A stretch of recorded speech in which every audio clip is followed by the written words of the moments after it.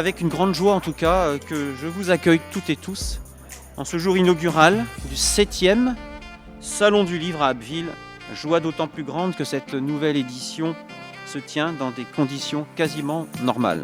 Alors cette année, l'Irlande est mise à l'honneur, l'occasion de nous rappeler qu'il y aura bientôt 100 ans, le 6 décembre 1922, l'Irlande se dota de sa première constitution, dite Constitution de l'État libre d'Irlande.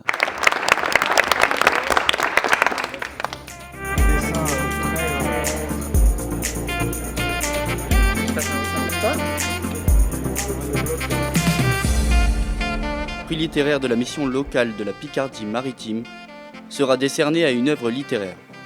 Le jury, composé de jeunes de la mission locale, s'est réuni et au terme de discussions très argumentées et parfois animées, a choisi d'attribuer le prix littéraire à Monsieur Olivier K. pour son livre Les Mains de Ginette.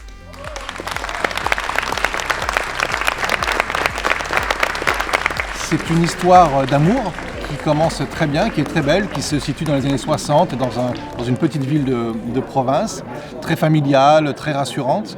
Et c'est une belle histoire qui va tout à coup subir une cassure et dégénérer et basculer du rêve au cauchemar.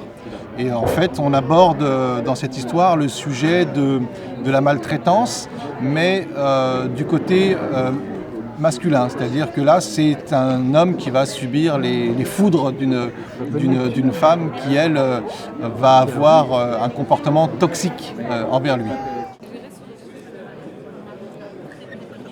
Il y a peu de gens qui connaissent, qui ont fait des voyages là-bas, mais ils ont envie d'y aller et ils ont vraiment l'image d'un pays sauvage. C'est un peu ce que je ressens. Ils se disent je vais être là-bas, je vais être tranquille, je vais être isolé. Et après on parle un peu, je dis mais surtout il faut voir les gens, ils sont fantastiques, ils sont vraiment sympas, ouverts. Et ils disent oui c'est vrai, j'ai entendu parler et tout. On sent qu'ils ont envie, il y a un lien de sympathie avec l'Irlande.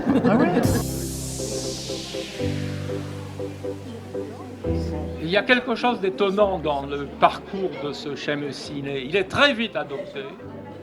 Et moi, ce qui m'intéresse beaucoup dans sa poésie, c'est qu'il est un des premiers à s'intéresser à l'archéologie de l'Irlande, d'une certaine façon, et surtout de ce qui fait l'Irlande de manière consubstantielle, qu'on appelle la tourbe, Bogside, donc les quartiers qui sont liés à la tourbe.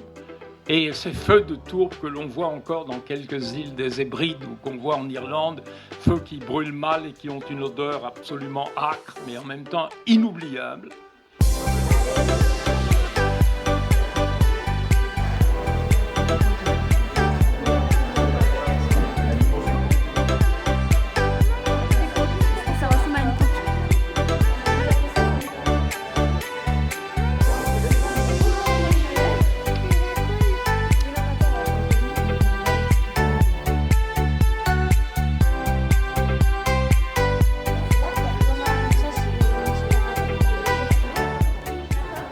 Au lycée, parler comme ça foutrait la honte. Mais là, ça donne un truc stylé aux échanges.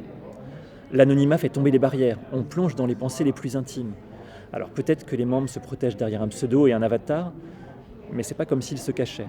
C'est des masques qui leur permettent d'être plus sincères.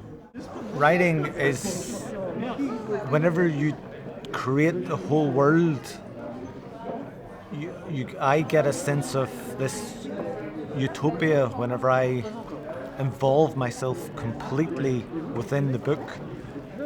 I learn to love the characters, I learn to sort of play around with the characters, find out who they are.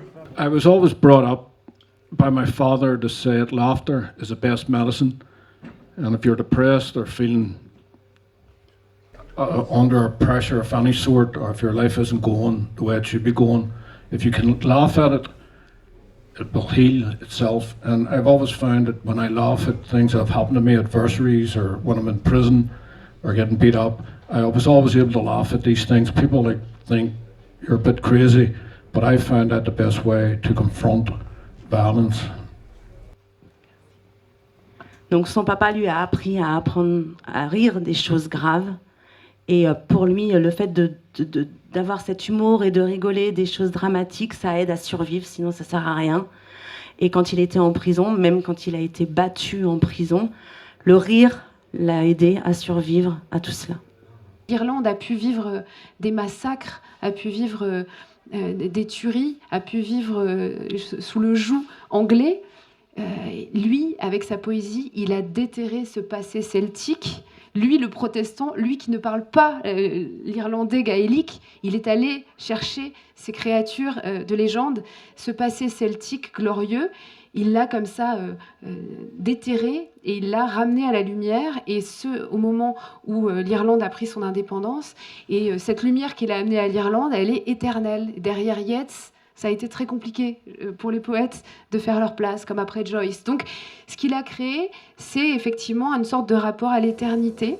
Et l'écriture, c'est cette sublimation-là qui passe par-dessus les blessures, etc. Donc finalement, peut-être le meilleur moyen pour moi d'écrire un livre joyeux, c'est de démarrer de tout en bas, vous voyez, 6 pieds sous terre, et puis d'essayer comme ça, petit à petit, de remonter la pente comme je peux.